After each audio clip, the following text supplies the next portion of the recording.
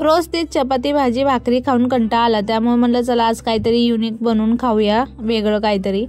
तर म्हणजे तेच आपलं हे रेग्युलरच आहे, पण मग हे जरा कधीतरी खाल्लं तर बरं वाटतं बघा. पाव वगैरे कसं पाव अनहेल्दी आहे, पण मग खायला तेवढं टेस्टी लागतं बघा. तर मस्त आज मी भुर्जी पाव बनवलेलं मस्त असा.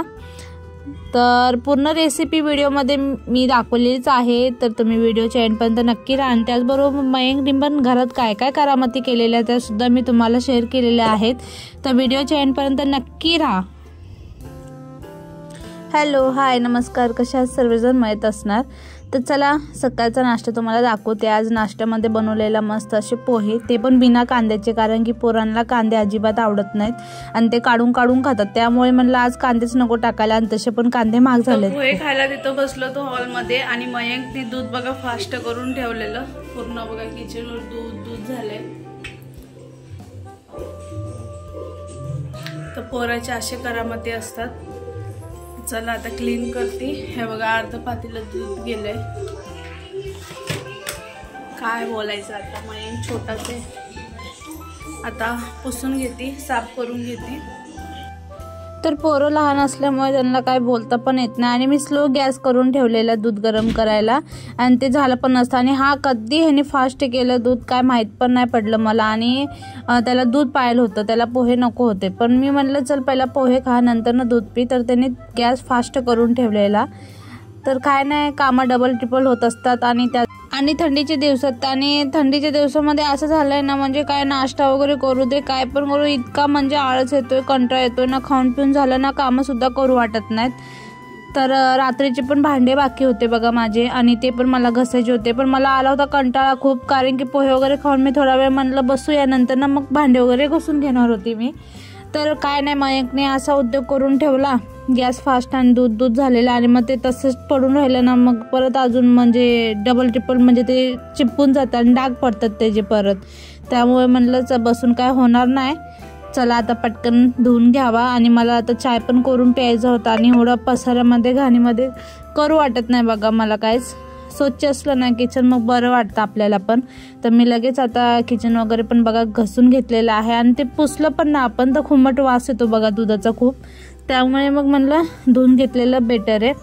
तर आता भांडे पण लगेच मी क्लीन करून घेणार आहे. तर तुमचे पण पोरं असे करतात का नक्की सांगा कमेंटमध्ये. तर चला आता मी पटकन असं क्लीन करून घेते किचन. तर तुम्ही ब्लॉगवर कंटिन्यू पण राहा, आणि चॅनलवर कोणी नवीन असाल तर चॅनलला सबस्क्राईब करायला पण विसरू नका. तर बघू शकता आता मी स्टँड वगैरे पण धुवून घेतलेलं आहे, आणि ते दुधाचं स्टँड जरा जास्त हे झालं होतं घाण, त्यामुळे म्हणलं आता त्याला घसूनच घ्यावं लागेल. हे दुसरे काही इतके घाण नव्हते. त्याचबरोबर रात्रीचा थोडा उरलेला भात होता, म्हणजे बिर्याणी भात होता, मग तो काही कुणाला खाऊ वाटला नाही, त्यामुळे मग थोडासाच होता म्हणून फेकून दिला. तर आता मी पटकन अशा आता भांडे घसून घेत आहे. बघू शकता तुम्ही, पहिला खरकटं वगैरे काढून घेतलेला आहे मी. आणि आज थोडा लेट पण झालेला उठायला वगैरे, पण थंडी इतकी वाढली ना सकाळी उठूशी पण वाटत नाही. आणि त्यात ना पोरांची तब्येत पण बरी नाही. आरो मयंकला पण खोकला वगैरे झालेला आहे. तर ते कसं करतात, आणि आपण रात्री झोपलो ना त्याच वेळेस ह्या खोकला वगैरे ना खूप जास्त होतो बघा. आणि मग त्यांना झालं की आपलं पण जागरण होतं, आणि मग त्याला पण बरं नसलं ना मग आपल्याला पण चैन पडत नाही बघा. आणि खोकला असं लागतो ना, तो थांबत पण नाही, असं कंटिन्यू चालू असतो. तर त्याला सकाळी जे 5ला लागलेला खोकला तो 5:30 पावणे 6 पर्यंत चालू राहिला. आणि ह्यांची पण फर्स्ट शिफ्ट चालू झालेली आहे, म्हणजे चालू आहे, त्यामुळे मग ह्यांच्यासाठी पण टिफिन करायचं असतो. पण मग मला म्हणजे 6ला मी पडलेली तशीच, मग मला झोप कधी लागली का आली नाही. मग त्या दिवशी टिफिन पण बनवलेला होता, आणि थोडा उशीरच झालेला. मग त्या दिवशी आम्ही 9ला उठलेलो, आणि मस्त असं पोहे वगैरे केलेलं होतं बघा. आणि त्यात मग पण कामं वाढवलेले. आणि थंडीच्या दिवसात हेच होत असतं बघा, सकाळी उठायचं म्हणलं ना खूप म्हणजे कंटाळा येऊन जातोय आता असे.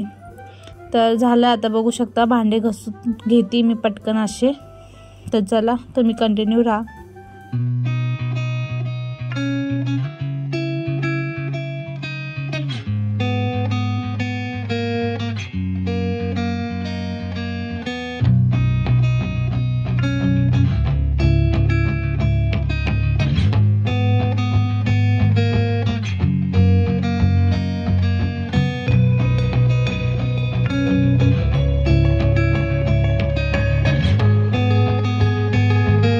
तर पहिल्याचे जे भांडे होते ते पण मी आता मांडून घेत आहे आणि भांडे म्हणजे सर्व घसून झालेले आहेत बघा। तर आता टिफिन वगैरे तो पण व्यवस्थित सेट करून मी आता ठेवून देत आहे आणि भांडे आपले धुवून आता पटकन असे स्टँडमध्ये ठेवून देते।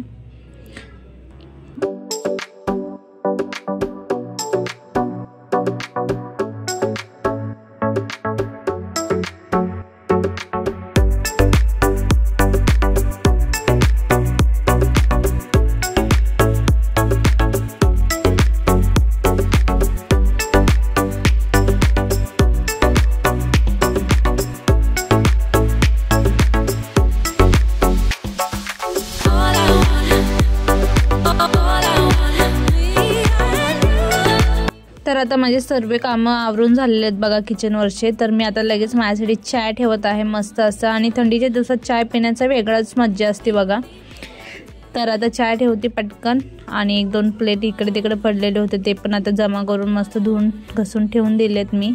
आणि मयंकची चालली होती मध्ये मध्ये चुळबुळ।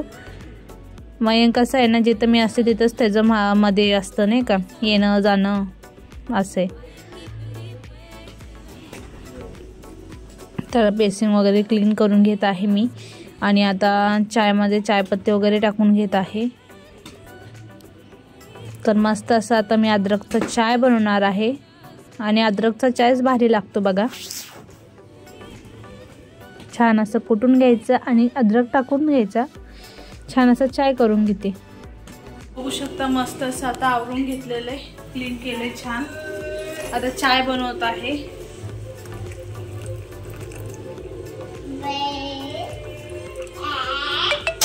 मस्त चाय बनवून घेते। तिथं बघा आरव, हा बघा मयंक, फक्त मयंक मस्ती करत राहतो बस।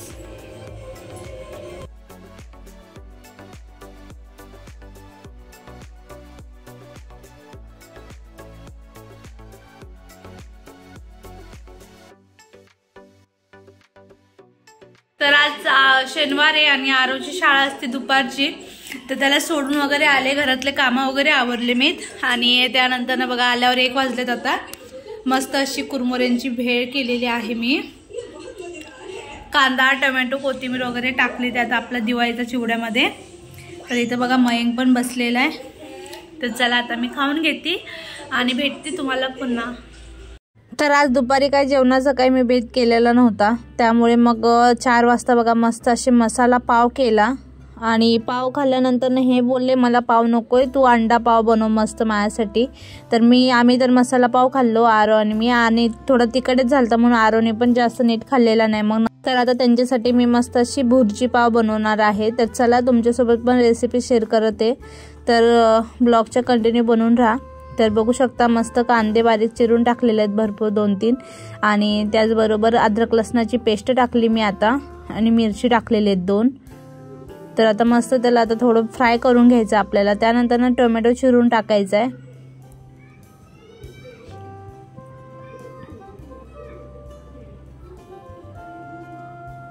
तर टोमॅटो पण थोडा नरम होईस्तोवर मस्त फ्राय करत राहायचंय बघा आपल्याला छान। आणि टोमॅटो फ्राय झाल्यानंतर ना आपल्याला जे सर्व बेसिक मसाले असतात ना आपले, हळदी, धना पावडर, लाल चटणी पावडर आणि काळा मसाला, हे सर्व टाकून घेतलेले आहे बघा मी व्यवस्थित, आणि परत पूर्ण असं छान फ्राय करून घेत आहे। आणि आता सध्या ना अंडे सुद्धा चांगले येत नाहीत बघा। तर मी 1 अंडा टाकला, त्यानंतर ना चांगला झाला, आणि अंडे पण इतके महाग आहेत ना काय सांगायला नको। तर एका अंड्यामध्ये ना मला असं लाल वाटलं थोडंसं, त्यामुळे मग मी तो काढून ठेवला।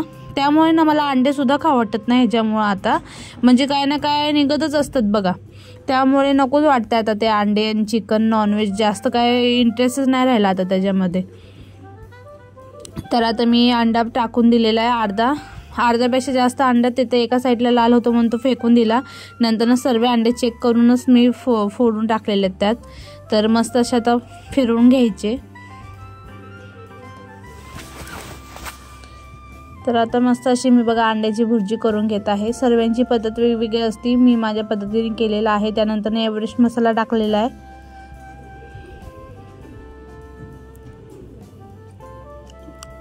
तर एव्हरेस्ट मसाला टाकल्यानंतर ना त्यावर मस्त अशी आपल्याला आता कोथिंबीर चिरून टाकायची आहे।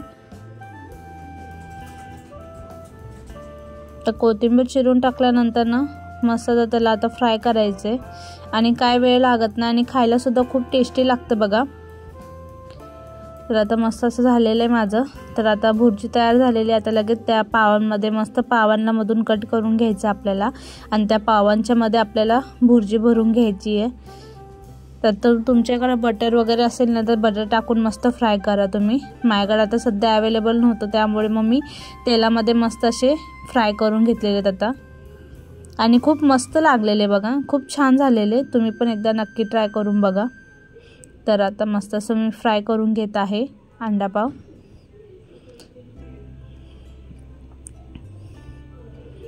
तर एकदा नक्की तुम्ही बनवून बघा। तर आपल्याला दोन्ही साइडनी मस्त अशी क्रिस्पी भाजून घ्यायचीत बघा पाव, त्याच्यानेच छान लागतो आपल्याला ते भुर्जी पाव। तर चला आता मी बाकीचे पण तसेच करून घेणार आहे। तर आजचा व्हिडिओ कसा वाटला नक्की सांगा। व्हिडिओ आवडला असेल तर लाईक कमेंट शेअर करायला पण विसरू नका। तर आजचा ब्लॉग मी इथेच एंड करत आहे। तर भेटूया उद्या एका नवीन व्हिडिओमध्ये। बाय, टेक केअर, काळजी घ्या।